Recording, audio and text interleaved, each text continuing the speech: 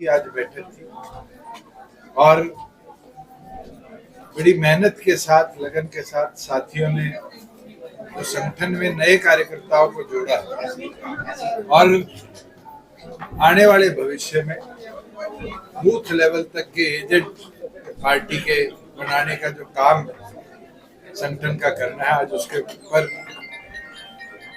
चर्चा भी हुई।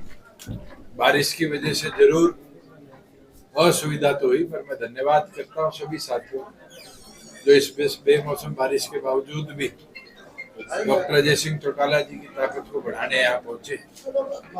साथ में एक चीज जरूर आज सभी साथियों को आदेश के तौर पे कही है कि तुरंत प्रभाव से मंडियों का दौरा पूरा संगठन करेगा।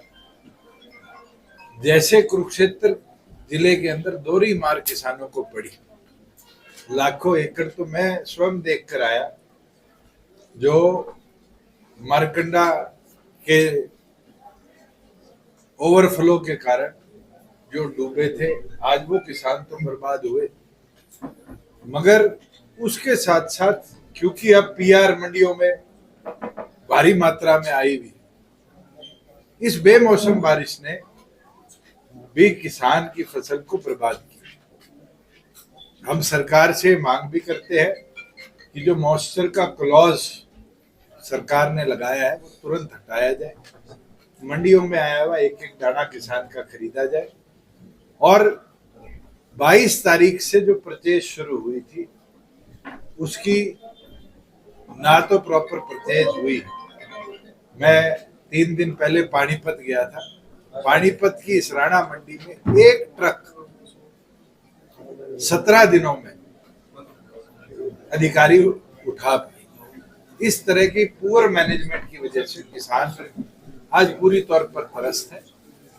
हम ये मांग करते हैं कि तुरंत मुआवजा भी रिलीज हो, उसकी जो फसल मंडियों में आई है वो बिना मॉइस्चर के क्लॉज के परचेज करी जाए और 48 घंटे में उसकी फसल का पैसा उसके खाते में देने का काम सरकार करे।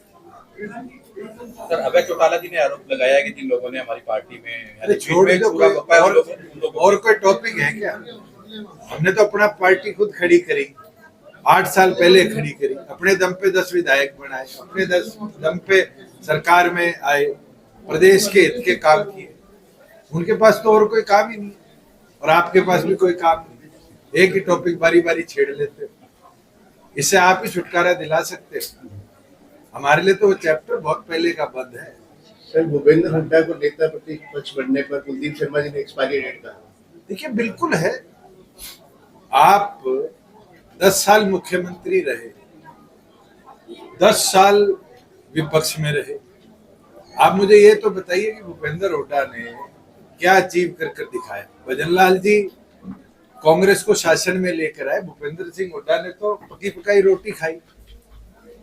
2009 के अंदर भूपेंद्र हुड्डा अपने दम पर चुनाव लड़े तो भी भजनलाल जी की पार्टी के 6 विधायकों को तोड़कर और इंडिपेंडेंट को साथ लेकर तोड़ जोड़ की राजनीति कर सरकार 9 से 14 चलाई।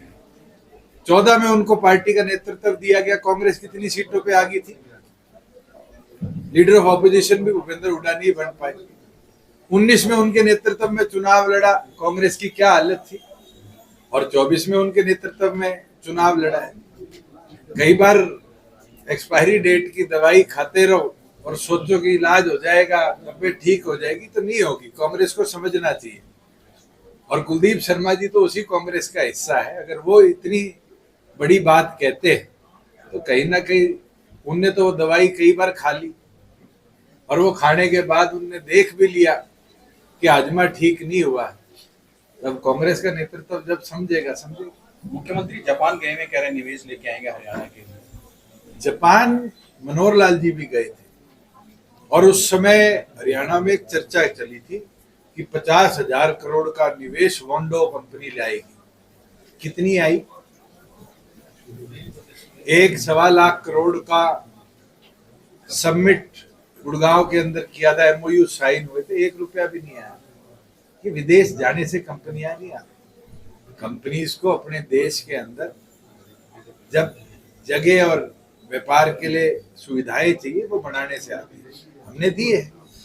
मारुति गुजरात गई, उस मारुति को खरखोदा लेकर आई क्योंकि हमने उनको अपॉर्चुनिटी दी, जगह दी और साथ में उनके लिए पॉलिसी बनाई जो इन्वेस्टर फ्रेंडली थी। एटीएल बैटरी को मेवात के अंदर 140 एकड़ दी, फ्लिपकार्ट को दी गुड़गांव के अंदर, और तो और पद्मा योजना से आज हरियाणा प्रदेश के छोटे छोटे ब्लॉक लेवल पर भी इंडस्ट्रियल पार्क्स बन रहे हैं। मुख्यमंत्री को समझना चाहिए, विदेश यात्राओं से अगर निवेश आता तो हिंदुस्तान के अंदर मोदी जी के इतनी विदेश यात्राओं के बाद इतनी इंडस्ट्री लग जानी चाहिए थी कि शायद जमीन ही ना बचती। आज इंटरनेशनली इंडिया की स्टैंडिंग क्या बची? विदेश तो मोदी जी शायद महीने में 2 बार चले जाते हैं, मगर उसके बावजूद भी क्या अमेरिका पे दबाव हम बना पाए? जिस अमेरिका ने पहले टैरिफ सिर्फ पार्ट्स पे और मैन्युफैक्चरिंग पे लगाया था, आज तो हमारे मेडिकल सेक्टर को भी ठोक दिया। और तो और जो लोग हमारे यहाँ से नौकरी करने अमेरिका जाते थे, 88 लाख का बॉन्ड बनवाने की जो स्कीम लगाई है, कहीं ना कहीं मोदी जी का इंटरनेशनल कम्युनिकेशन का फेलियर है कि प्रदेश और देश के अंदर जो टैलेंटेड युवा रोजगार के अवसर पे जाता था, आज उसको एक मार झेलनी पड़ेगी। और मैं उम्मीद रखता हूँ ये इंटरनेशनल टाइज सुधारे, क्योंकि हमारे तो 8 पड़ोसी देश हैं। मुझे लगता है एक को छोड़ के 7 के साथ तो हमारे रिलेशन बिल्कुल भी ठीक नहीं है। और वो एक जो है भूटान, उसके साथ इसलिए ठीक है क्योंकि उसको चाइना से डर लगता है तिब्बत जैसी हालात ना हो।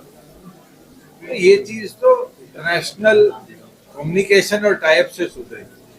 और जहाँ जापान से निवेश आने की बात है, मुख्यमंत्री को पहले हरियाणा के किसान की सोचनी चाहिए, ना कि जापान की। इस 3 दिन की बारिश ने जो नुकसान किया है, अब तक मुख्यमंत्री की एक स्टेटमेंट भी नहीं आई कि इस किसान की फसल नुकसान का क्या मुआवजा किसान को दिया जाए।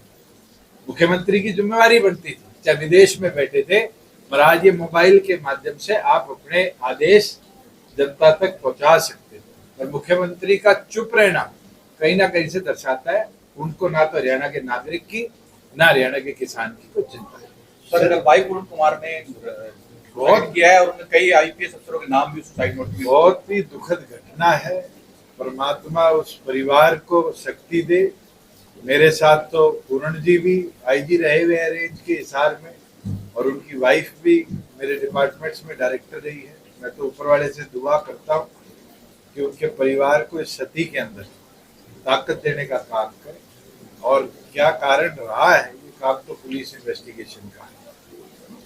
मुझे लगता है कि चंडीगढ़ पुलिस इसमें प्रॉपर इन्वेस्टिगेशन है। सर, जजपा द्वारा पहले सदस्यता अभियान चलाया गया था, कोई फिगर है सर कितने नए युवा जुड़े हैं जजपा? 5 लाख से ऊपर मेंबर एक्टिव नए पार्टी में हमने जोड़े हैं, और अभी भी मेंबरशिप चल रही है कई जिलों के अंदर। जैसे कुरुक्षेत्र है, कुरुक्षेत्र ने एडिशनल मेंबरशिप ली थी और वो 40% और करी है।